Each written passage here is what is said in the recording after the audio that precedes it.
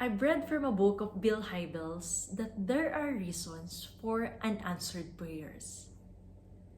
If the request is wrong, God says no. If the timing is wrong, God says slow. If you are wrong, God says grow. But if the request is right, the timing is right, and you are right, God says go. And this is my cabin crew story when God said to me, no, slow, grow, and finally go.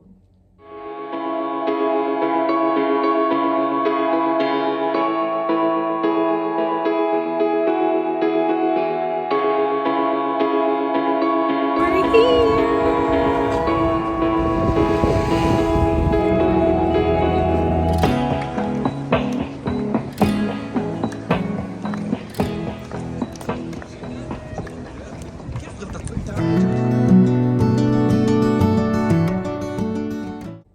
I became a flight attendant year 2020, and that was one of my core memories when I finally passed my cabin crew application.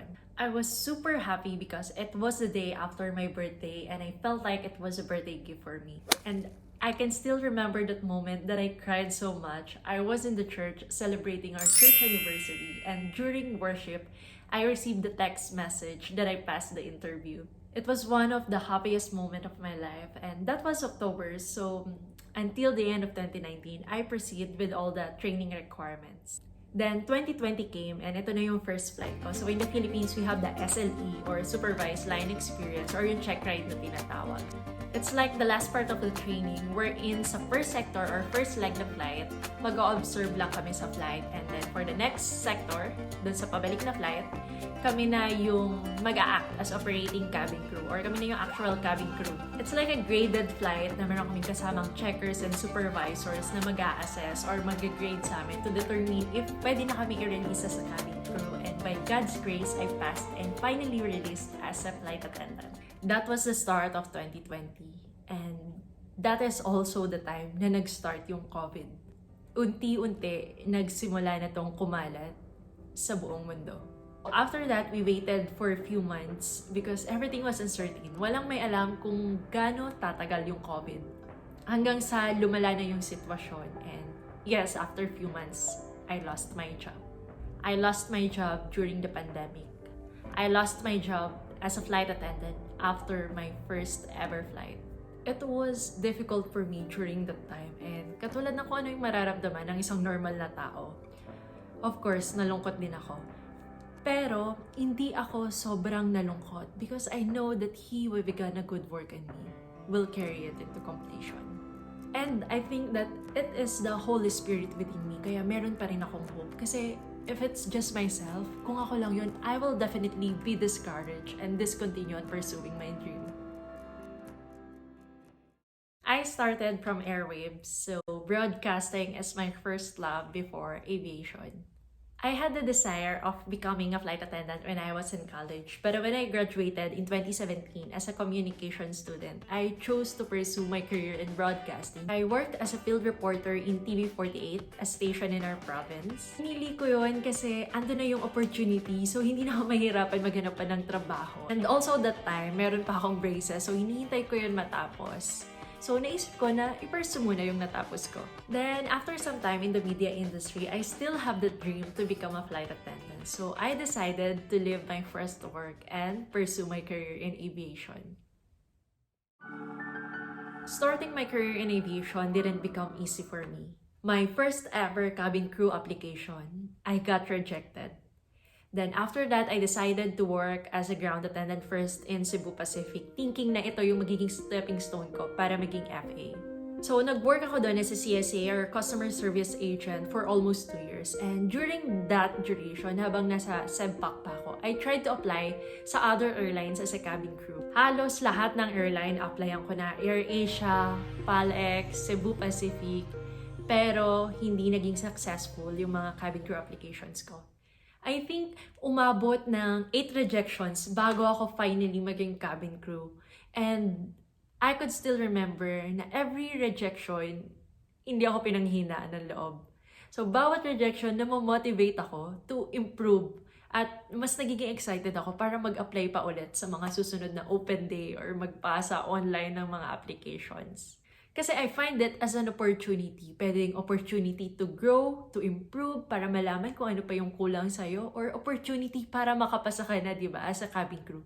And if you will never try, you will never know. And this is the verse na nag-encourage sa akin noon. Every time na mag-a-apply ako, a-attend ako ng open day, yung mga mahabang pila, go up and take possession of the land, for you can certainly do it. So, ito yung in-speak sa akin ni Lord. And I felt like it was really for me. I felt like He was saying na, anak, it is yours already. You just have to claim it. You just have to go and pursue your dream. So do not be afraid on trying, because if it's a God-given dream, I'm telling you, you can certainly do it. During the pandemic, I was stuck at home. And I think it's a blessing in disguise for many of us, especially for me, na nagkaroon tayo ng mas maraming time to be with our family. Lalo na ako, that time, hindi ko alam na magiging OFW pala ako. And minsan na lang ako makakauwi ng bahay. So, nung isang taon na yung nakalipas and parang hindi pa rin babalik sa normal yung lahat, I decided na mag-apply na ng office job. So, yung workplace ko is malayo siya sa bahay namin. So, I have to rent for an apartment. I was alone there and parang doon ko mas naramdaman yung pressure sa buhay as a breadwinner. Maybe because dahil mag-isa lang ako dun sa apartment. But I know that God is always with me and I know that He has not finished yet. So I always cry before during my devotion, and yung word ni Lord yung nagko-comfort sa akin. And you know, si God, alam niya yung pinagdadaanan mo, alam niya yung nararamdaman mo. So He will send people na gagamitin niya para i-comfort ka. That was year 2021 na. And during that time, parang hindi pa ganun makakabangon yung mga airlines. Pero I was still hoping, still praying for my cabin crew dream. And before, sinusulat ko pa nun yung prayers ko na, Lord, ayoko na ng office job. Gusto ko na ulit maging cabin crew, mga ganyan, etc., etc. Until one morning, I was shocked to see that an international airline was hiring again in the Philippines. Nagulat ako kasi ilang taon na silang hindi nag-hire sa Pinas, tapos biglang during the pandemic, bigla silang mag-hire. So bumangon ako agad noon, nag-worship ako, pinatugtog kong kanta is yung God is able. Yung God is able, He will never fail, because He is Almighty God.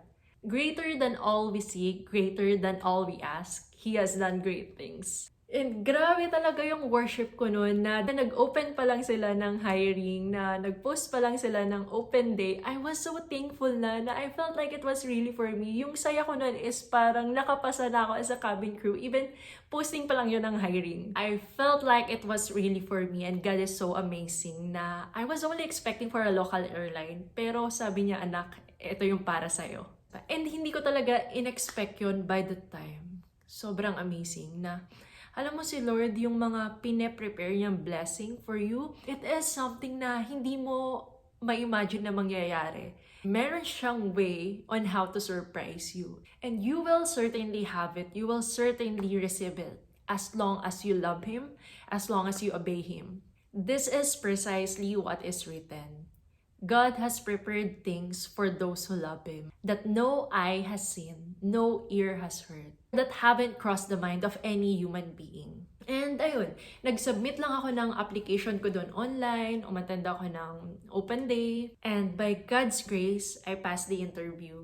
And after ko makapasa doon sa international airline na in-applyan ko, I received another text message that I passed another cabin crew application. So, meron din kasi akong ina-expect na cabin crew application from local airline. So, previously, nag-apply din ako. Pero that time kasi, I already signed the contract dun sa international airline. Pero itong sa local airline, ang tagal ko din nung hinintay. Months ko siya hinintay. Like, every time pagising ko, naghihintay ako ng email kasi sabi nila parang weeks lang daw magkakaroon na ng result yung application. Pero ayun, so nauna yung isa. So, I grabbed that and maybe para dito ako talaga. So you see, ito yung plano sa'yo ni Lord. Siksik, liglig, umaapaw na blessings. Parang sabi niya sa akin, ngayon, binigyan pa kita ng options. Mamili ka ng airline. Mahirapan ka mamili. And now, fast forward to 2024. I am now living here in the Middle East. still growing in the love of the Lord. I am now fulfilling my dream of working as a flight attendant, and I can now visit the places na hindi ko na-imagine dati na mapupuntahan ko. Like, sobra akong na-overwhelmed tuwing may mapupuntahan akong bagong lugar, bagong bansa, makikita ko yung mga God's creation. Sobrang amazing.